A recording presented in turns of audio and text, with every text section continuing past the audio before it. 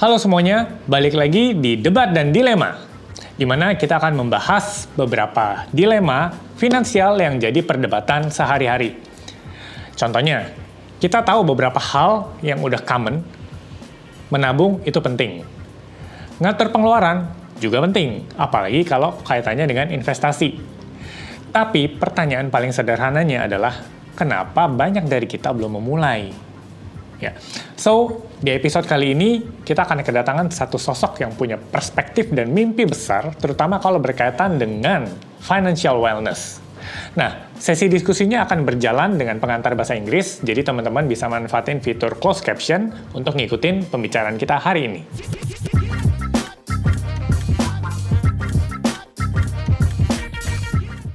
Hi, Cam. Welcome to the stage. Yeah. Thank you, Anthony. I'm really excited to be on the show today. Yeah, by the way, don't be nervous because I'm the one who already nervous because I interviewed the CEO, right? So, okay, Cam, have a drink. There we go. Let's start with, something light, So, when you first time came to Indonesia, what was your biggest culture shock actually? Maybe from the people, from the food, or... Anthony, I don't know where to start. I mean, Indonesia is an amazing place, very unique, right? Yeah. I can start with the obvious one. When I landed, I realized to go anywhere, it takes at least 1 hour. The traffic's horrible. The traffic's horrible. That's definitely what I saw. Especially at Jakarta. Correct. Right? But what's really interesting is definitely the people, the places, right?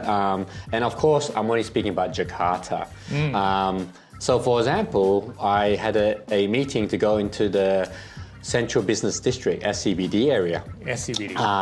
And on the way there, it's quite interesting because I see this amazing modern building that looks like it could just be like I'm in New York or anywhere in a big city, right? Oh, that's your first impression. Yes, I see that. But then when I was on the way, the driver took me through some smaller roads, and then I can see warongs and people on the side, and I see such a contrast from a big, amazing, looks like very, very full of money financial district, and then I can see people on the side selling, very cheap food for less than 5,000 rupiah for a meal, right?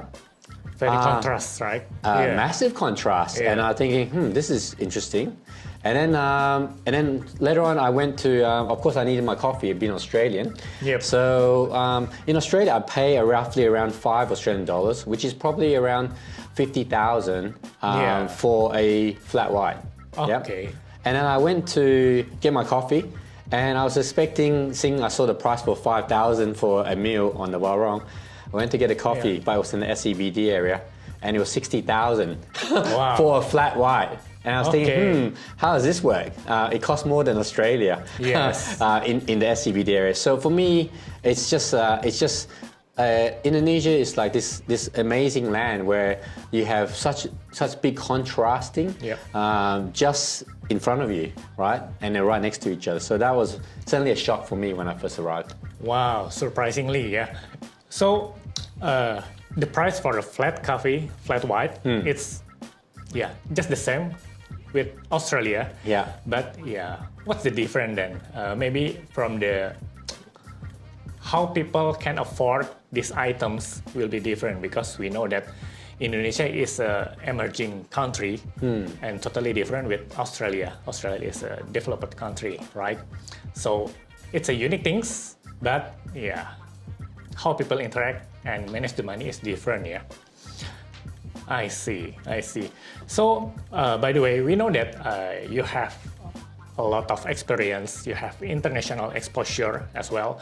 So, from your experience, do you see a difference in how people managing their money globally versus what you see people managing their money in Indonesia? Let's start with some similarities, right?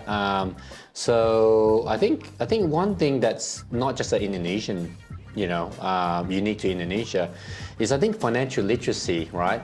All over the world, is not something that is certainly taught in school, right? Yeah. And doesn't matter whether it's Australia, whether it's the UK, whether it's the States. Financial literacy, I mean, all of us now adults with responsibility know how important it is to have good financial literacy, right? Yep. However, what is very, very common is that, the school system, the education system throughout basically, makes you go through more than 12 years in primary school, high school, and then eventually you might even do university. So you can get a degree, so you can get money, right? But throughout the process, they don't really teach you about how to manage it. Financial literacy and money management is not something that really help you learn and apply during school. And that's where the similarity definitely applies to both Indonesia and also in other countries, right? Yeah. Now let's talk about some of the differences that I've observed, right? And this is the generalization, Anthony. This is not, because I've met a lot of amazing people in Indonesia, to be honest, right? Nice. And some people, the way they manage money is outstanding. But however, that's more of an exception. That's what I found. A lot of people in Indonesia, are struggling, right? And we as a company also have research and seeing that the way people are managing money here is not really ideal. And the reason why I say this is there is, and I'm not 100% saying this is a cultural thing or anything, but from my observation, a lot of people tend to want to kind of live in the moment or live today. So, managing money, as as a financial planner, is not a one-day thing. It's not even a one-month thing. Not only for today, yeah. Correct. So a vast majority of people are looking more day to day, right?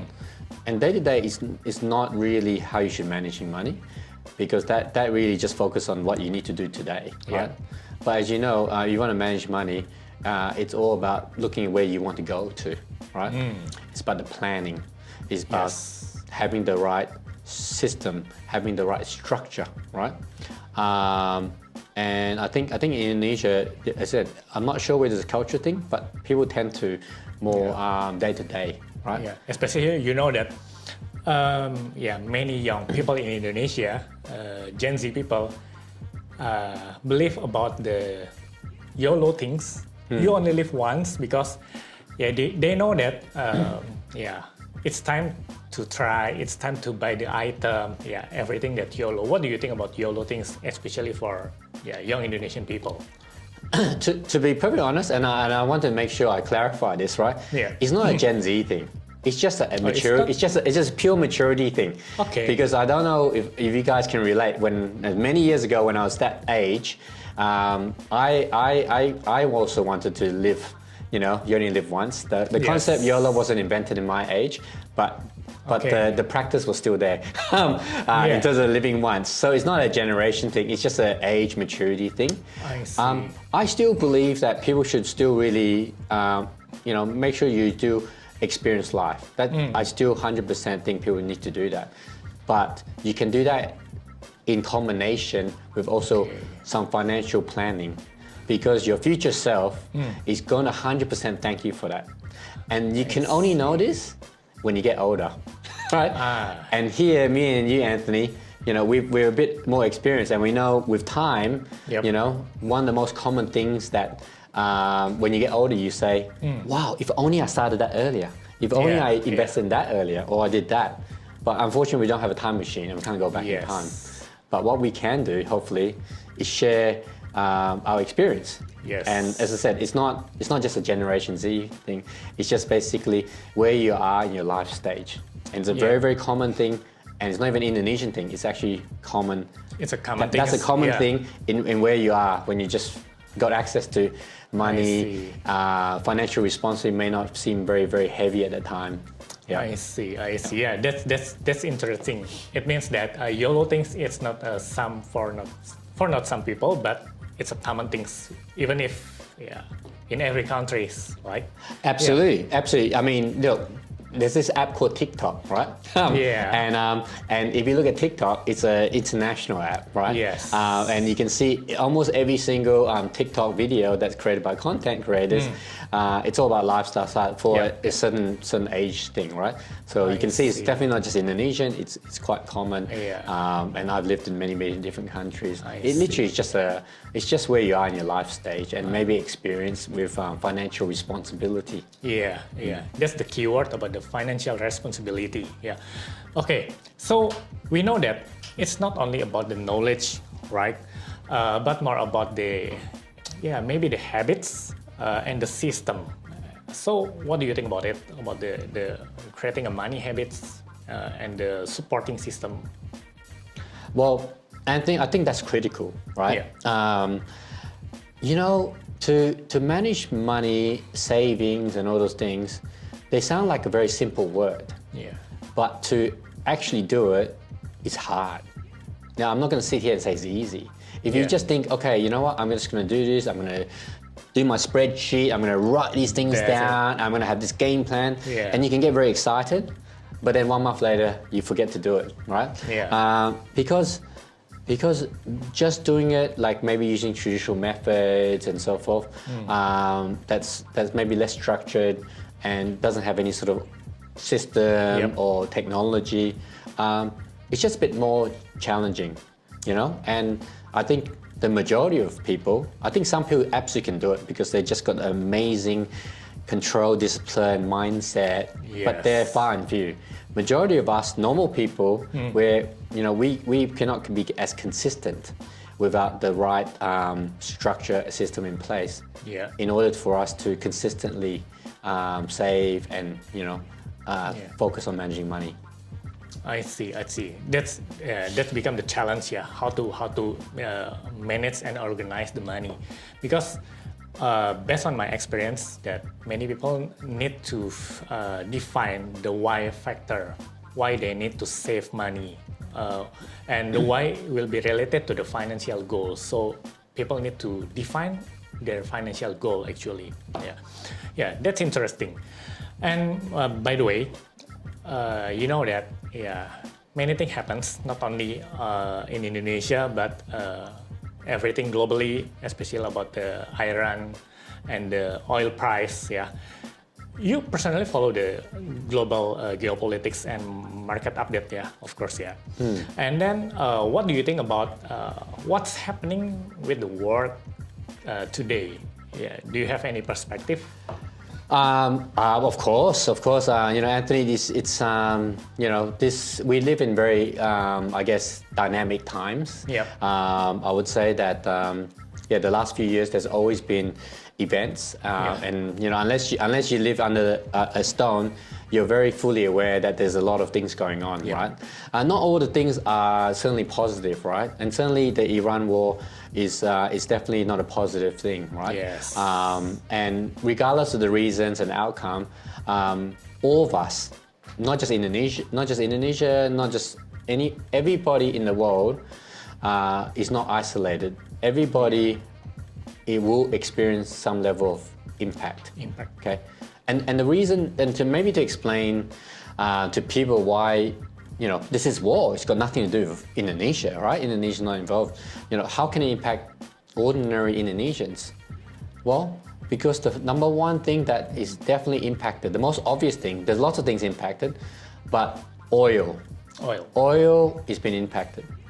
Yes, certain countries will benefit because they have oil and they export oil.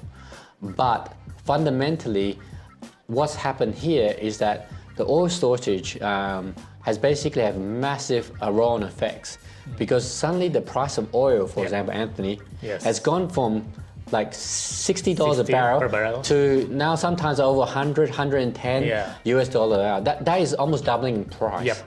And the people who sell it have no choice but to pass it directly on to their customers, right? And then the customers who have these things are the people who are delivering your goods. Whether that's by plane, whether it's by car, whether it's by trucks. The transportation costs, the logistic costs, Correct. So if you look at Indonesia, it's made of so many different islands and so forth. Yeah. To get things from A to B, there's a lot of logistics involved, right? And so therefore, the cost for them to deliver just a simple product, whether that's your rice, whether that's your milk or bread, anything like that, it's 100% impacted. And at some point, the people that's providing that to you in your convenience stores, your local stores, Yes. they can't absorb the costs that the supplier is going to do. So they unfortunately have to pass on to you. And then what that means that you have a direct obvious cost of the things you're buying, right? And then that has even a bigger impact, because what happens is then it will cause what they call inflation, right? Yes. Because if generally the price of daily needs and goods start going up, you'll have inflationary pressures throughout the entire economy, right? And what that means is that, people go, well, how does inflation impact me? Well, first of all, it means that you have less money in your pocket, because to buy the same goods, you have to pay more. So that's not great, is it? Because unless your income is also going to grow at least by the same amount or higher, you're going to have to pay more for the same, right? Yep. So immediately that's bad.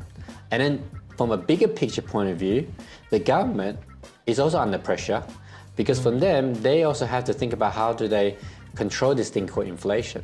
And then they may have what commonly happens, not just in Indonesia, everywhere in the world, the government then also has to think about increasing this called interest rate. Interest rate. And why does that matter for ordinary Indonesians? The interest rate impacts the rate that the banks lend to everyday Indonesians. So if the central bank has to increase to control inflation, it means things like your mortgages, your loans are going to cost more. So in addition to your products that you buy, it's going to cost more. Suddenly, the loan repayment also goes up. So you get a double whammy when due to inflation. So am I concerned about it all? Yes. So what we hope to see is that hopefully there's a more peaceful conclusion in the near future. But of course, there's a bit of uncertainty here. Yeah. But we hope that hopefully this is more short term than long term. Yeah. Even if this is for the short term momentum, short term event. People live in the uncertainty condition. Based on your experience and your expertise, what do you think people can do during this uncertain condition, actually? Well, obviously, this is a big event that's it's definitely outside normal people's control, at least the event. But certainly, I think one of the more wise thing to do in this sort of uncertainty is making sure that you have your finances in good order and making sure you have buffer. But when I use the word buffer, I'm talking about financial buffer. Right? Okay. So which means basically as these price increase or these unexpected, these costs goes up or you have uncertain, it's really, really important in these circumstances that you make sure you have sufficient buffer to ride this macroeconomic event, right? So that buffer will be related to, as we know in Indonesia, we call it dana darurat, or we can say it, the emergency fund. Yes, correct. So that's why we have to achieve the proper buffer, the proper emergency fund, by the way. Okay, interesting. And then let's go to the core topic. A lot of people already know that they should save, of course, manage their expenses and invest. Okay, but many people thinks it's hard to do. Many people don't do it actually. What do you think the main problem is about this? Well, I mean, there's not.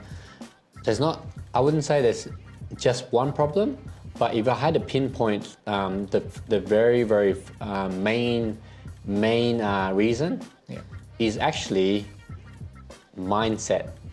It's actually saying, I think almost all of us, we understand what is right and wrong, right? We also know what's right and wrong. Agree. When it comes to money, it's also the same thing, right? But of course, in terms of the exact what you need to do, there's a bit more involved, right? But all those things can be taught and trained. And there's lots of information out there. Yep. But actually, one of the biggest reason why people are not successful is they take no action. No action. No action. Yeah. No action. So Anthony, you're not going to be successful if you take no action. Would you agree? Yeah, of course. Yeah, and this is common. This is not just Indonesians. I think a lot of people, they understand that some of these things you just talked about, saving, managing money, budgeting, investing, they know these are the things that you should do, right? But that's the key word, you should, right? Yeah. Should. But there's a big difference between should and doing. And I think that's one of the things that, if I can give pure advice to people, it's so much more important to take action now than saying, I'm going to do it next time, right? So I would say that's probably the first major problem. And there's more. I'm sure you're going to ask me. Okay, that's the point here. So people already know that saving, manage the expenses and investing, it's quite important. And of course, it's very important, but even the people already know why they don't react, they don't take action. It's a discipline problem, right? As you said that it's related to the mindset, right?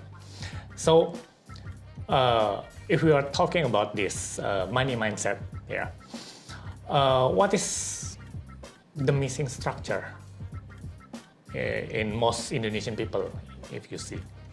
Well, I mean, you mentioned something really important, obviously discipline. So first of all, I agree, discipline is important, but discipline without any system still doesn't work, because you can just keep working harder but not smarter, right? So discipline gives you the ability to work harder for sure, and that's important. But if you don't have the system, you're not working smarter. And that's where the difference between people who are consistent and consistent over many, many years versus those who get started but then can't consistently do it, right? So that's I would say, the big difference between just being disciplined but without a system, or you can be disciplined with the system, because now you're working harder. You're not just working harder, you're working smarter. And that's the key difference. I see. So the main things that we need to figure out is how to be consistent, right? So this is not about how many you earn. Do you agree with that? So we know that many people have a higher income, but still have a struggle to manage their money. Is it because they don't have any discipline and they don't consistent, right? Because we know about the lifestyle inflation. Yeah. So what do you think about the lifestyle inflation itself? I mean, to be honest, Anthony, that is actually one of the major issues, especially in Indonesia, right? Because you asked me earlier about the culture shock, right? I'm not going to sugarcoat it.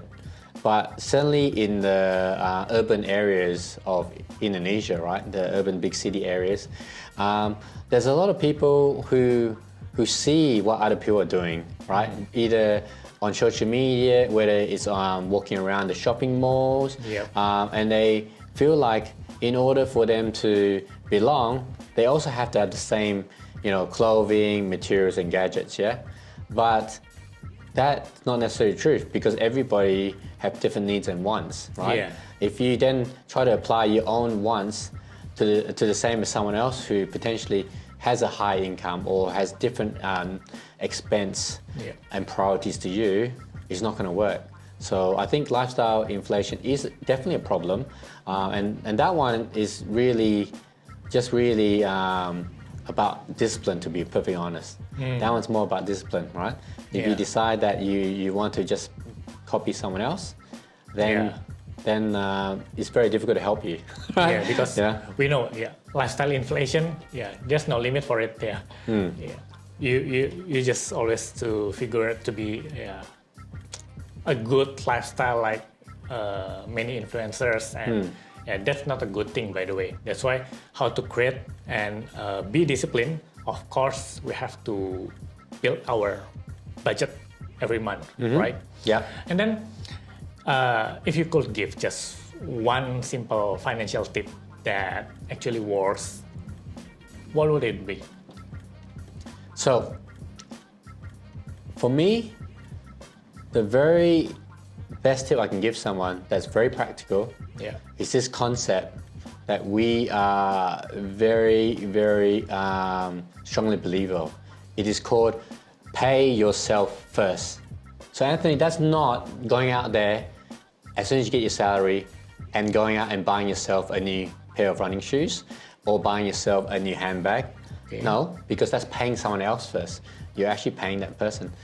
Pay yourself first means as soon as you receive your income, the mindset is actually, I'm going to physically separate a proportion of my salary into a separate savings account, because that savings account belongs to me. Okay. And by moving into that savings account, I'm saying to myself, I'm going to pay myself first. For the future, yeah. For myself and for my future and for any of my priorities, right? I immediately separate that. That is one of the proven tip universally, globally, that's adopted in most countries successfully, because it's so simple to apply. Don't you agree, Anthony? Is that very difficult to apply? Yeah, no, it's easy things to do, right. By the way, just a following question. Until today, you still separate your money? Absolutely, Anthony. Because absolutely, even for me, I 100%. Because I learned from bad experience as well, right? Oh yeah. Tell us. And let's talk about this, right? Because the thing is, everyone, most people, at least if you look at the financial inclusion in Indonesia, it's very high now. I think the stats, it's probably over 80%, right? Yeah. So most Indonesians with digitalization have access to either e-wallet or a bank account, right? Yes. So having access to standard banking products is definitely available, right? But this is where lies the problem, right? Most of these products are designed for one thing, and one thing that they do very well is to help you spend your money, right? Because banking is about facilitating banking transactions, right? So these and that's the main objective, right? And so they, of course, they give you all the features like curious, transfers, bill payments, cashbacks, all those incentives. To make people easier to spend money. Absolutely. They really are there to help you facilitate your financial transactions, right? So most people in Indonesia, in fact, I would say about more than 85% of the bank accounts in Indonesia is what I call spending accounts, right? Spending account. And this is where the big difference is. Spending accounts are really there to really facilitate all that payment. And a lot of the, I would say, the standard accounts is out there in the market. You know they're spending accounts because, first of all, they don't even give you a return on your money that you put in there. So you don't even get interest payments on there. Yeah. And some will even charge you fees. So when you put your salary there, they reward you by giving you 0% return and give you some fees. Yeah, the monthly fees, Because the objective there is not to help you save money, so they don't need to reward you, but they actually give you great features to spend your money. And that's why their focus is on spending, right? And you know, for most Indonesians, this is typically your payroll account. This is where, when you get your salary or you get your source of income, it goes into these spending accounts, okay? And most Indonesians, in fact, all Indonesians have a spending account, okay? So when the money goes in spending account, right, Anthony, like when I was much younger, I had a salary, I had one bank account, my salary went in there. And yes, I had the intention, I even have a budget to make sure I can save. But because all my budget, everything was all in one bank account, it was very easy to just spend it, right? Because I can see that the balance was always there. So I just kept spending because it was easily available for me, right? Yeah. And you know, going back to our topic about Gen Zs or not, when I was that same age, after you're working, I had no savings. Savings. Because I didn't have a system. I simply had my salary in there, and it was there for one purpose. It was there for two purposes. but one thing was taking all the headline, which is spending, right? I see. And savings was an afterthought for me. Oh, Yeah. that's it. So that's why, for me, one of the most important, really important practical thing is you got to separate your savings from your spending, right? Yeah. And the best practical tip is to make sure they're not even in the same bank account. So not even the same bank. By having it because by having it in a different bank app, Yeah. right? It means that you can't easily see it when you open up your main spending bank account. Right? You cannot see your savings, right? Yeah. And before there was mobile banking back in my days, I literally opened a separate bank account from a different bank altogether, and it was very difficult for me to log in and see my balance. But it was just amazing. After a year of not seeing my balance, it was very high. Wow. Because it was separate. It was That's hard.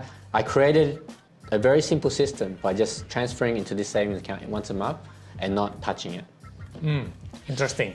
So, by the way, maybe people want to hear, and let's define it and make it easy. Okay. If there's a question from many people, how to identify the proper saving account versus spending account? What is the key metrics that we can use to identify, oh, this is good for our saving account, this is good for our spending account? Do you have any specific criteria? I mean, there's definitely some obvious criteria, right, Anthony? So the number one is a savings account should at least reward you with some level of interest, right? Interest. Yeah, That's it. Yeah, it doesn't have to be the super highest, but it just needs to be something that's definitely a competitive interest rate. Number one. Number two, it should not be charging you monthly fees. The monthly fees. Yes. That's it. And it should definitely, and it shouldn't have a lot of super duper cashback and consumptive. It should try to avoid giving you a lot of incentive and cashback deals on there. I mean, it should be as basic and clear and simple, designed for its purpose, which is to hold your money securely, right? So that's a savings account. Whereas a spending account needs to have a lot of, like a super app. It has lots of features, allows you to make lots of payments, practical payments for bills and electricity, internet, but also allows you to buy movie tickets, concert tickets, airline tickets, all those things. That's Easy a spending to spend, account. yeah. Absolutely, because its job is to help you, to achieve, spend the money. To help you make the transactions that you think you need, but you really actually only want. Yeah. That's the key point, the difference between the saving account and the spending account, So we can learn about it. And by the way, now let's make it practical.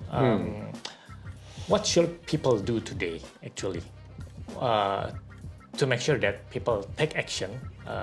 Do you have any advice, specific advice? Well, I mean, I think the key is, I think they can try this concept of pay yourself first, right? I think certainly because let's go through the concept. Yep. It's as simple as this conceptually. When you get your salary, everybody when you get salary, I bet you open up your internet banking to have a look at your salary. I think everyone does that. I do that. Everyone does that. It's one of the most happiest moments in the month when you look at and you see that balance paid from your on employer. payday. Absolutely, very, very happy, right? And I just want you to say, the only thing you need to do is invest in less than 5 seconds to transfer an amount that you think you're worth to a separate bank account. That's it. Okay. That is what we mean by pay yourself first. So if you can do that every single month, I think you're already, first of all, ticking the box that you're already applying pay yourself first. Okay. Yeah. We also have additional system and strategy that we can also tell our users about, which is about how do we also help them budget easier. If you want to talk about that. Okay. Let's say let's make an example. Let's say who's the name? Andy. Do you have Andy? Let's say. We all have a friend called Andy, probably. Yeah. By the way, anyone whose name Andy, pay attention for this. Not only Andy, but for everyone. Yep. Okay. Andy has a certain income. Let's say around 10 mil per month. Yep. And then, what need Andy do when he receives the salary on payday? Let's say the income, around 10 mil. Yep. Great question, Anthony. So examples is the best way to illustrate this. So you say Andy, he has 10 mil per month, yeah? Yep. Not bad, great. Let me ask you, how much is his monthly expense? Yeah, let's say he spent around 7 to 8 mil per month. Yeah. Okay, so let's say let's make the maths easier. So let's say he spends 8 million per month, yeah. Yep. And how much would normal Indonesian percentage-wise will spend in the first week? Because most people get paid monthly, right? Yep. And one of the big challenge people say to me is that they live paycheck to paycheck, right? That's it. They tend to run out of money, right? Which means like if it was Andy, that means that he gets 10 million. And by the next paycheck, he basically is always spent his 10 million, right? So how do we help our friend Andy get to the next paycheck easily? So let's say his expense is 8, right? So he has some saving capacity, right? Yeah. But in order for him to apply this, the first thing I would do is break it down to at least weekly budgets. A weekly budget. Yeah. Why weekly budget? Because many people are using the monthly budget, right? Is it necessary doing the weekly budget? Well, you know what, Anthony? Absolutely. Because the thing is, the reason why people tend to say they run out of money before they end the next paycheck is because they create a monthly budget, right? But then what happens is they tend to only apply the control towards the end of the month, where suddenly the money is running low. They're then suddenly trying to control. But for me, if you then break that monthly into weekly budget, you then have much more control and you know whether you're on track or not on track. So let me give you an example, right? So this example, let's say Andy says his expense is 8 million, but it's not like he spends 2 million each month. He probably will spend in the first week, because most people have to spend a lot of things for rent and other things, is that he'll probably spend maybe 3 million in the first week. First week. Yeah. Yep. And then he'll probably spend maybe 1.5, 2 million week 2, week 3, week 4. Let's just give an example, right? Yeah. So how would this strategy work for Andy? Very simple. When Andy gets his 10 million, he's happy. He just simply transfers 10 million minus his week 1 spending budget. So if his week 1 is 3 million, he'll just transfer 10 minus 3, which is 7 million, to his separate savings account. Saving account. Yep. He leaves it into that savings account, and we'll talk more about how we organize that separately. But he then has 3. So his only job now is to not spend more than 3. That's it. And because he only sees 3, mindset psychologically, Andy's already going to be a lot more disciplined. Because if Andy sees 10, there's a very high chance he goes out there and he feels that he still have a lot of money. Absolutely. You know, how many people get very excited when they get paid, right? That's it. So if he has 3, he's going to be much more conscious. Yeah. And also it means that his only job is to wait until 1 week later, then he can access his savings account and transfer week 2's budget. And he knows he's on track, because if he's not transferring week 2's budget before end of week 1, he's on track, right? And any access, he can choose to whether reinvest that or he can spend on himself. But at least he can reward himself, right? So then week 2, he does the same thing. And then week 2, all he has to do is not spend week 2's budget before the end of week 2. Okay. Yeah. And it's as simple as that concept. That's why I think if you break into a weekly budget, both of all, you don't have to do the hard work of figuring out every single transaction whether you're running out of money or not. You know quite simply the allowance that you have for that week. If you use it all up before the end of the week, you're already over budget. That's it. You're already behind. So that's the early warning, because based on my experience, many people who do the monthly budget usually run the money after the week 1. Let's say after the week 2, they already spend a lot of money, spend all of their money. But the strategy, we switch it into the weekly budget. That's why at least it becomes the early warning if they spend the budget over the 1 week. That's right, Anthony. So, we implement 2 very simple things they can do. The first one is to separate their money and to transfer, as I said, the majority of their salary, less the first week's budget, into a separate physical separate account that they can't easily see. So it means that they're less likely to go and spend the full 10 million. So immediately you're helping yourself by showing that you only have 3 minutes to spend. So it's very practical, Anthony. Yeah. And then basically all you have to do is just repeat week by week, and you know whether you're on track or not on track by whether you had to take money out before the end of the week or not. It's very practical, very simple. That's just one of many things that we can teach people. But I would highly recommend that people should try this technique and see whether it works or not for them. Yeah, because we know that it's quite easy to do. Just to calculate your weekly expenses, and you can allocate it by the weekly budget as mentioned by Cam. Yeah, and then so this an interesting topic, of course. Yeah, and may I ask, this is your main reason why Finetics exists?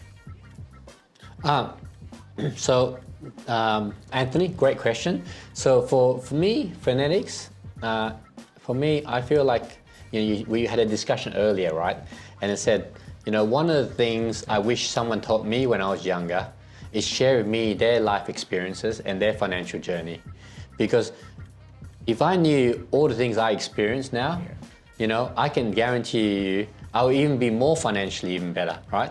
Because then I can apply all those lessons learned earlier, right?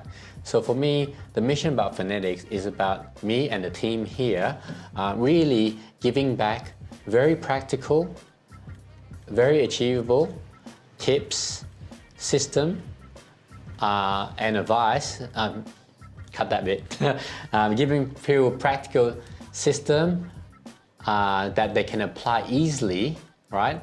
And it will make a difference from day one, right? So our mission really is to help Indonesians really live financially well, right? And I believe everyone has the rights to live financially well. And I believe money stress is something that we want to kind of reduce as much as possible. So you can be financially well. And for me, that will be a fantastic thing that we as a team can give back to Indonesian. Yeah, that's the main reason why you start Finetics. The main idea is to give the impact to all Indonesian people. Yeah, absolutely. I think financial wellness is something that people don't really talk about. These days people talk about physical wellness, going to the gym, exercising. People talk about mental wellness. I mean, these are all very, very important, right? But one of the key components of wellness is financial wellness, because financial wellness, is basically what drives modern society, and we cannot be financially well. It will impact our physical and our mental wellness. So if we can really focus on that financial wellness, then ultimately, hopefully, Indonesia can live more financially well, and hopefully have a better financial future. And I think that would be fantastic. Great. So one last question, Cam. We know that Finetics is a fintech that help people to manage their money well. As you mentioned, we have some financial strategy, just like a weekly budget.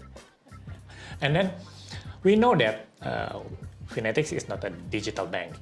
We are a fintech, and it's not a payment platform, right? Yeah, people today already have several banks, several e-wallets, and investment platform. But the unique things about Finetics, it becomes the money organizer. So why the money organizer, this key idea is very important to you? Organize the money. What's the difference then? Well, absolutely. So a great question. So yeah, I think I want to reiterate back that key point, right? We're not a digital bank. We're not payment. We're not an e-wallet. So let me start that again. So I want to reiterate that point again, Anthony. So you're spot on, right? Finetics, we're OJK licensed fintech, right? And our main business is to provide a new category of financial management to our customers, right? The banks provide banking, spending, banking features and application, yeah? The investment platform provides investment platforms, and then there's also the loan and application features, right? Yeah. But we want to be a separate category completely that sits and complements these things to complete your financial profile. And our main objective here is to really give you back the control and help you organize your money, right? Yeah. So as I said earlier on the day, what does that mean? That means basically managing money is not that you earn money and you hope that the money will grow, right? In order for you to consistently and to grow your finance, it's really, really important for your money to be organized in a way in which the priorities for your money is working for you, right? And that, to give you an example, some of those are expenses, right? So by organizing your money into weekly budget, for example, you know that's what you need to live week by week. So that's really important. So that's why you need to organize it, you know. Second of all, you then have, hopefully, financial goals. And that could be saving for emergency fund, because in this uncertain times, it's really important. Or it could be for lifestyle goals, because you want to go on a holiday. You want to buy the new gadget, right? If you want all those things, it doesn't just happen. If you organize your money and you have a system that automatically, you know, allows your money to be organizing based on your instructions to the system, right? By applying your requirements based on your priorities, it organizes it. So now you can see where your money is put to work for you, gives you the control, so you can decide, you know, where your rupiah should be going, rather than all being commingled in a spending account. And what happens is it goes into someone else's pocket, Anthony, right? It's so much more better that you take control. And with Finetics, we give you that control and we give you the organization. And we do it in a way that's systematic, that allows you to consistently deliver your financial goals without making it any burden on your life. Wow, that's interesting. So we know that, banks store your money, and then the payment apps move your money. And Finetics help you to organize, and so you can have a better control of your money. That's the key point, right? Correct. Okay, interesting. So we know that managing money for some people may be quite easy, but when it comes to the financial goal, it will be different. So many people maybe cannot define their specific financial goal. That's why Finetics are here to assist their financial journey as the money organizer. The final question is, if someone finish this episode and still does nothing, they still do nothing, what do you think are they in a risk? Or what would you say to push them to finally start and take action for this? Well, that's a great question, Anthony. So for me, the number one thing, as I said from the start, why we created Finetics is when you've gone through life experience, you want to give back. The one thing, if you take no action today, what's going to happen, I can guarantee you, you're going to be the same tomorrow. And if you take no more action, in 1 year's time, you're not going to be moving forward. And in fact, you're going backwards because you lost 1 year of your life, right? And I'm going to tell you, really important, that that 1 year makes a massive difference. So I don't care how you start, but just start, right? It doesn't have to be the biggest amount, right, Anthony? But starting today means tomorrow you're already better off, right? And if you can keep doing that, in 1 year's time, you're definitely going to be better off than where you are today watching this video. So I don't want you to watch this video and then reach another year from today and say, I'm still the same, because you're not. You're actually behind, because you're actually 1 year behind now. So please just take one action today and take another one tomorrow, and your future self will thank you for it. Yeah, that's it. Thank you very much, Cam. Yeah, it's a great experience to have a conversation with you. A lot of discussion about the financial management, how to manage money, and there's some tricks and strategies from Cam. The first thing you have to pay attention about the pay yourself first, and then how to separate your money to the other saving account, right? And to start, just to make it easier, just doing the simple step first. Yeah. That's it. Once again, thank you, Cam, for your time. Ya. Jadi kalau dipikir-pikir, sebenarnya kita udah tahu ya, ketika ngomongin tentang nabung, berinvestasi, kita tahu bahwa itu hal yang memang udah dari dulu selalu di intro, selalu disuggest.